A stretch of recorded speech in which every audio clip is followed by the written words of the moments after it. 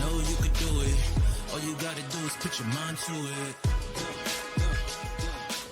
Hey, welcome back to Money on the Go, where I talk about money, mindset, and my journey towards financial freedom and early retirement. In today's video, I'm going to be giving an overview of how I went from $0 invested to now being a quarter millionaire. Let's get into it. I've always been working. In fact, I got my first job when I was in high school. As a freshman, I worked in my high school cafeteria, and I had to be there at very early. I had to be there at 5 a.m. in the morning, which was early for me, to help the lunch people prep for breakfast as well as for lunchtime. That was my job. I was responsible for helping pack the meat patties and the chicken patties that went into the burgers and chicken sandwiches for lunch. So at that time, that was my very first job. At the time in Arizona, minimum wage was $5.05 an hour, and that was how much I was making. Because I was a student, and probably because I was 13 or 14, I could only work an hour a day. So it took a long time to really accumulate money. I remember my first paycheck was $50, and my dad was like, "Do you want to frame this?" And I told him, no, I want to take this and go to the mall and go to movies with my friends and go to Harkins. At the time, we were living pretty close to a place called Metro Center Mall, which is no longer in existence. And that was what I did with my first paycheck. I say all that to say that I've been working for quite a long time. But my first real job, my first salary job, was when I had graduated from grad school. I was working from undergrad to grad school before I decided to go back and get my master's. I would not have considered any of those career jobs, and I wasn't making a robust salary in any of those. My first actual salary job, I was working at a horrible place, to be honest. It was very bad. I lasted less than 6 months there because every day I went there, I wanted to cry inside. But at the time, I was making $52K. To me, that was a lot of money. That was the most money I've ever had in my adult life. And with my paychecks there, I was able to do a lot more. But when I first got this job, I really wasn't aware of investing. I didn't really know that I had to put money aside. One of the things that I credited this job with getting me into was podcasts, which eventually led me to knowing more about financial independence and early retirement. So this is how I got started. I was working at this company. It was a horrible place to work. Everybody was super silent and very quiet. And so I would listen to music on my headphone. I would listen to music on my phones and have my headphones in. But after a while, that got kind of tiring. And so I started listening to podcasts. And then luckily for me, I started listening to financial podcasts. The very first podcast I started listening to was So Money by Farnoosh Torabi. And she was answering listeners' questions and talking about money. And that was really what sparked my idea of like, oh, I'm supposed to be doing something with my salary and putting a percentage away. At the time, I was not invested into my 401k. But when I started listening to more and more of these financial stories about people putting 15% of their salary into their 401k, I was inspired. At the time, I was not able to put 15% away. I felt that was too much for me. And so what I started putting 3%, and my company at the time, I believe they matched 3%, but you had to stay there for 2 years to be vested. And I did not even make it to year one.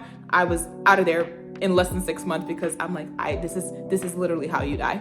In my head, I was not an overnight success. I had many lessons along the way, like realizing that opening my 401k was just the start of my journey. The first year when I was investing, my salary was $52K, and that year I was able to put $3,000 away. But here's the thing, I had no idea what I was doing. I opened my 401k, but my money just sat there. I did not realize that I also had to choose an option. I've since come to realize that opening a 401k is like grabbing a plate at the buffet. You still have to choose the options and choose what goes onto your plate, meaning you have to choose which investments, which stocks, ETFs, mutual funds that you're investing in. For the first year of my investing, my money literally just sat there. Luckily, as I listened to more podcasts and became more educated about the financial process, I was then able to choose options for my 401k and actually have it be invested.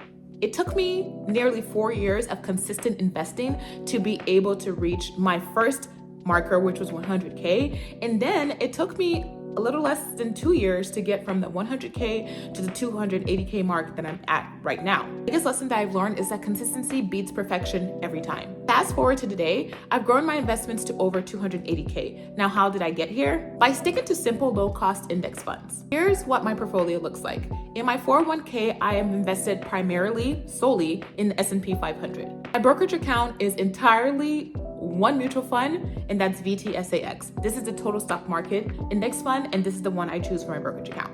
For my traditional IRA, now traditional IRA is usually open when you're transitioning from job to job. When you leave a company, it is advised to take your money out of the 401k and put it in your own investment, traditional IRA, for example. And so I've worked at several different companies, and each time when I would leave that company, I would take my money out of the 401k because it was extra fees if I'm not an employee there anymore, and put it into my traditional IRA. I have my traditional IRA broken down into 4 different categories. For me, at the time, it made sense to put it in healthcare ETF because I worked in healthcare, and I personally feel like healthcare is always going to be something that's needed. I then put a percentage of my traditional IRA as well into a technology ETF, and then I put it into the total stock market ETF as well as the S&P 500.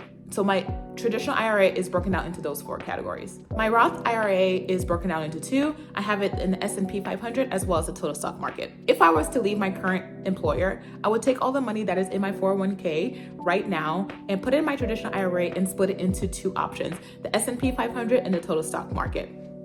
For my brokerage account, I plan to put all of the funds that I funnel into there all into the total stock market index fund. And if I was to join a new employer, whether they have a 401k, a TSP, or a 403b, I would be investing all of my funds into the S&P 500.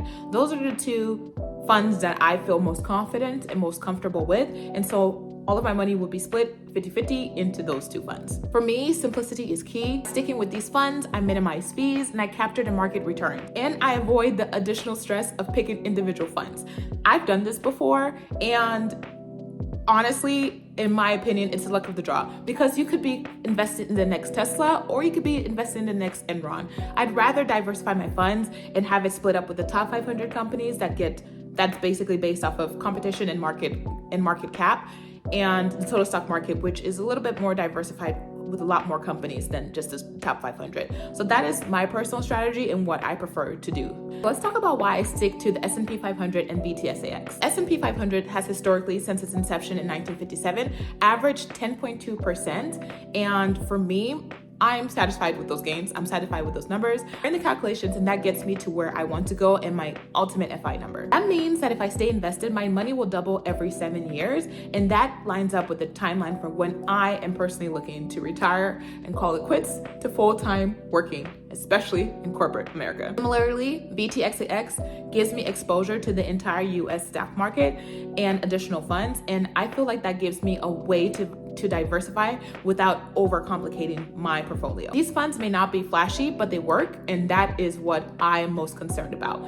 Now, I know starting can be overwhelming. I've been there myself. I've made mistakes, but I would say what matters most is just starting. Even if you can only invest a small amount each month or each paycheck, consistency is your friend. Consistency will get you to where you want to go. I was working in corporate America full-time for over 5 years before I hit my first 6-figure salary. However, during this time, I was still able to hit my goal of having over 100K invested because I did it continuously and I had the market growth compounding to also get me to that finish line. I don't meticulously budget, meaning that I don't say I'm only spending $150 on gas and I'm only spending $300 on travel. I don't budget in that sense. How I tend to budget is that I make sure that the top line expenses are taken care of, and then I have flexibility for different categories. So the first top line expense is investment for my future. The next one is putting money into my savings. And then the next one obviously is being able to pay my mortgage, as well as the bills that are non-negotiable, which would be my electricity, my water, my gas, my phone bill. And then the things that are more variable, that varies month to month, I don't set a specific limit to those. I just make sure that the top things are taken care of. If you're feeling hesitant, remember that investing is a marathon and not a sprint. You don't need to be perfect, you just need to start. Whether it's $50, $500 or more, the most important thing is to consistently put something away for your future. Let me know in the comments where you are in your investing journey. I am definitely cheering you on. I hope you're feeling inspired as you listen to my story. Please let me know what questions you have down below, and until next time. I know you could do it. All you gotta do is put your mind to it.